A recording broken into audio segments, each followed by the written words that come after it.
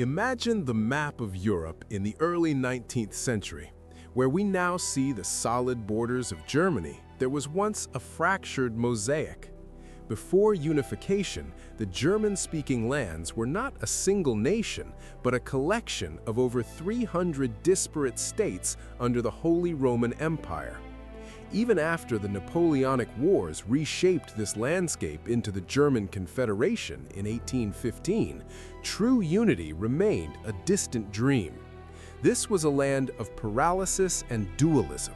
Two giants struggled for dominance over these fragmented territories, the fading yet prestigious Austrian Empire and the rising militaristic Kingdom of Prussia. For decades, the German Confederation was locked in a power struggle, a diplomatic stalemate where Prussia sought to expand its influence, while Austria tried to maintain the old order. It was a time of identity crisis. The German people shared a language and culture, yet they lacked a political roof. The liberal revolutions of 1848 attempted to unify them through democracy and a parliament in Frankfurt, but they failed, crushed by the conservative might of princes who refused to accept a crown from the gutter. Germany remained a geographical expression, waiting for a force strong enough to weld it together. That force would not come from speeches or majority resolutions, but from a Junker aristocrat who despised the very idea of democracy. Into this chaotic void stepped a man who would forever change the face of Europe, a man of immense contradictions, a conservative who would use revolutionary means to achieve his ends. Otto von Bismarck was born in 1815, the same year the German Confederation was founded. He came from the Junker class, the conservative land-owning aristocracy of Prussia. In his youth, few would have predicted his rise. He was known more for his wild behavior and dueling than for statesmanship. Yet beneath that reckless exterior lay a brilliant, calculating mind. Bismarck entered politics not as a German nationalist, but as a Prussian loyalist. His primary goal was never German unity for the sake of sentiment, it was the expansion of Prussian power. He honed his diplomatic skills as an ambassador in Frankfurt, St. Petersburg, and Paris, learning the weaknesses of his adversaries. He saw clearly that for Prussia to rise, Austria's grip on Germany had to be broken. In 1862, King Wilhelm I of Prussia faced a crisis. The parliament refused to fund military reforms. On the brink of abdication, the king summoned Bismarck and appointed him minister-president. Bismarck's solution to the deadlock was to ignore the constitution and rule without a budget, a move that made him the most hated man in liberal Prussia. It was during this crisis, on September 30th, 1862, that he delivered his most famous warning to the Budget Committee. He told them, "The great questions of the time will not be resolved by speeches and majority decisions, but by iron and blood." This was the birth of Realpolitik, politics based on power and pragmatism rather than ideology. Bismarck was prepared to use any tool, including war, to secure Prussia's dominance. But words alone do not build empires. Bismarck needed to prove that his blood and iron were more than just rhetoric. He needed a conflict to galvanize the nation.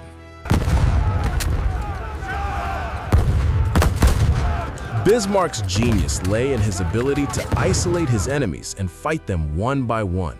He orchestrated 3 short, decisive wars that systematically dismantled the obstacles to unification. First came Denmark in 1864. Bismarck drew Austria into an alliance to fight the Danes over the disputed territories of Schleswig and Holstein. It was a quick victory, but Bismarck cunningly engineered the peace settlement to create friction with his ally, Austria. By 1866, that friction had turned into open war. Most of Europe expected Austria to crush upstart Prussia, but Bismarck had prepared the diplomatic ground, ensuring the neutrality of France and Russia. On the battlefield, the modernized Prussian army, guided by the strategic genius of Helmuth von Moltke, delivered a shocking, decisive blow at the Battle of Königgrätz. In 7 weeks, Austria was defeated. Bismarck then showed incredible restraint. Against the wishes of his king and generals, who wanted a victory parade in Vienna, Bismarck insisted on a soft peace. He took no Austrian territory, ensuring that Vienna would not remain a permanent enemy. His goal was achieved. Austria was expelled from German affairs. Prussia now controlled the north. However, the southern German states, Bavaria, Württemberg, Baden, remained independent and suspicious of Protestant Prussia. Bismarck knew that only an external threat could drive them into Prussia's arms. That threat was France. In 1870, a diplomatic row over the Spanish throne provided the spark. Bismarck received a telegram reporting a conversation between the Prussian king and the French ambassador. He famously edited this Ems dispatch to make it sound like a mutual insult, a red rag to the Gallic bull. Enraged, Emperor Napoleon III declared war, just as Bismarck had hoped. The French walked into a trap. Viewed as the aggressors, France drove the southern German states to rally behind Prussia in a wave of nationalistic fervor. The German armies were efficient and ruthless, crushing the French at Sedan and capturing the emperor himself. The victory was absolute. The Prussian army stood at the gates of Paris, but the ultimate triumph was not military, it was political. The culmination of Bismarck's life's work took place not in Berlin, but in the heart of France. On January 18, 1871, amidst the splendor of the Hall of Mirrors in the Palace of Versailles, the German princes gathered. It was a scene of calculated symbolism. In the palace of Louis XIV, the Sun King, who had historically ravaged German lands, King Wilhelm I of Prussia was proclaimed Kaiser, German Emperor. The German Empire was born.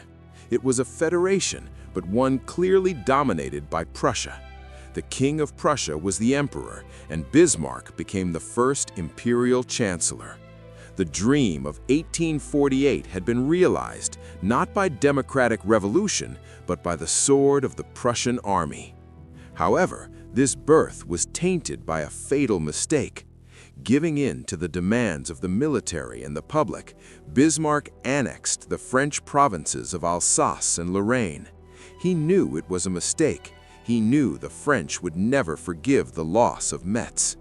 This annexation created a permanent desire for revenge in France, revanchism, that would poison European politics for the next 40 years.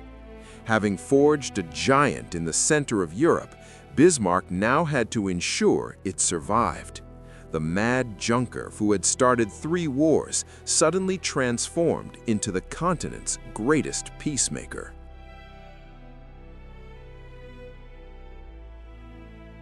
For the next 2 decades, Bismarck ruled as the Iron Chancellor. His foreign policy shifted dramatically from expansion to consolidation.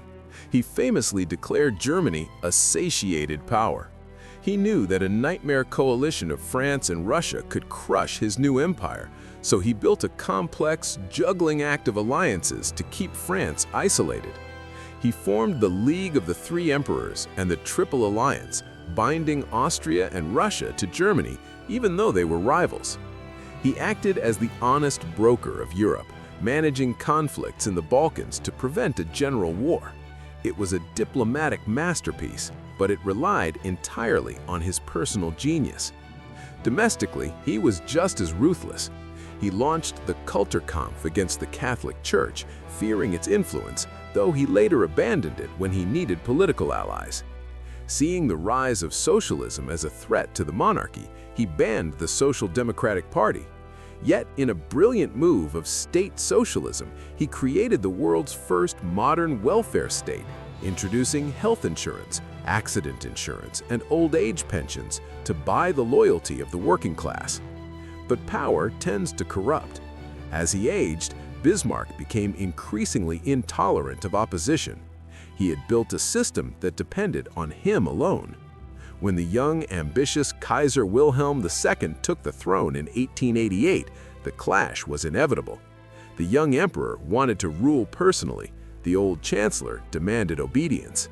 In 1890, Bismarck was unceremoniously forced to resign. As we look back, Bismarck's legacy is monumental, yet tragic. He unified Germany and maintained peace in Europe for decades through sheer diplomatic skill.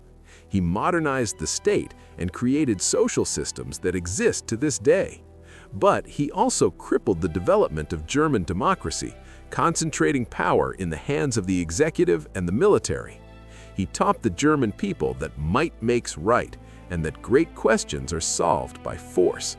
He left behind a complex alliance system that his successors could not manage, eventually leading to the catastrophe of 1914. He was a giant of history, a man who, as he predicted, beat them all. But in doing so, he may have set the stage for the tragedies that would consume the 20th century. Share your thoughts in the comments, and don't forget to subscribe for more stories that shaped our world.